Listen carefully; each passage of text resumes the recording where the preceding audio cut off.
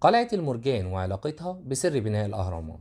قلعة المرجان هي قلعة هائلة اتبنت بالكامل من أحجار رملية وأحجار تانية يطلق عليها أحجار المرجان، وده بقى سبب تسميتها بقلعة المرجان أو قلعة فلوريدا الضخمة. القلعة موجودة في ولاية فلوريدا وتحديدا في منطقة هومستيد، ورقم المبنى 28655، واللي بناها إدوارد ليديس كالنين، وهو روسي الجنسية هاجر إلى لاتفيا اللي كانت ضمن الاتحاد السوفيتي وقتها. ادوارد كان عايش حياة طبيعية جدا لحد ما الحب ولع في الذرة ولقى حب حياته. اجينيس بنت كان عمرها 16 سنة وكانت اصغر من ادوارد ب10 سنين، وقبل زفافهم بيوم واحد هربت منه. فطبعا ادوارد قال قلب الصغير لا يتحمل، فتوكل على الله وسافر الى الولايات المتحدة. وبسبب البت اجينيس قرر ادوارد عام 1923 ميلاديا بناء اكبر قلعة واللي بقت اكبر لغز هندسي حتى الان.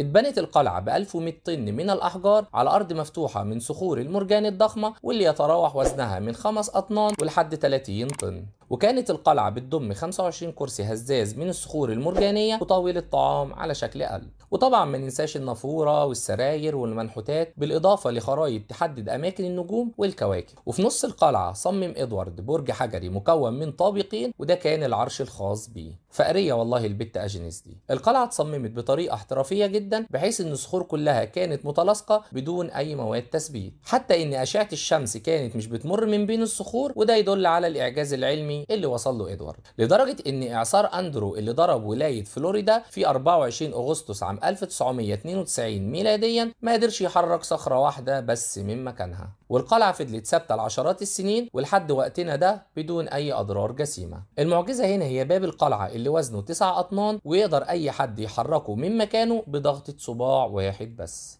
ولما توقفت البوابة عن الدوران سنة 1986 ميلاديا، احتاجت ل6 أشخاص ورافعة وزنها يصل ل 46 طن علشان يعملوا صيانة للباب فقط. ولما رفع العلماء الباب اكتشفوا طريقة تحريك الباب اللي كانت غريبة جدا، وهي فتحة في الباب بيمر بيها عمود معدني بترتكز عليه البوابة. وبعد الصيانة الباب مرجعش بنفس كفاءته زي ما كان في الأول لما صممه إدوارد. وفي نوفمبر وتحديدا عام 1951 ميلاديا حط إدوارد لافتة على الباب مكتوب عليها ذاهب إلى المستشفى. وفي خلال 28 يوم وصل خبر وفاة إدوارد اللي ساب ورث لابنه يقدر ب 3500 دولار، ولغز هندسي حير العلماء وآلاف الزائرين وحتى وقتنا هذا. طبعا ادوارد قبل ما يموت سأله واحد من اصدقائه عن سر القلعة، وكان رد ادوارد عليه بانه اكتشف سر المغناطيسية واسرار بناء الاهرامات عند القدماء المصريين. ولما سألوا السكان بعد ما ماتوا عن اللي كانوا بيشوفوه وقت بناء القلعة، كان ردهم انه كان بيبنيها بالليل بس، وكان اللي بيشوفوه صخور طايرة في الهواء، على رأي عبد الحليم حافظ لما قال الهوا هوايا ابني لك قصر عالي. خدوا بالكم من نفسكم. سلام عليكم.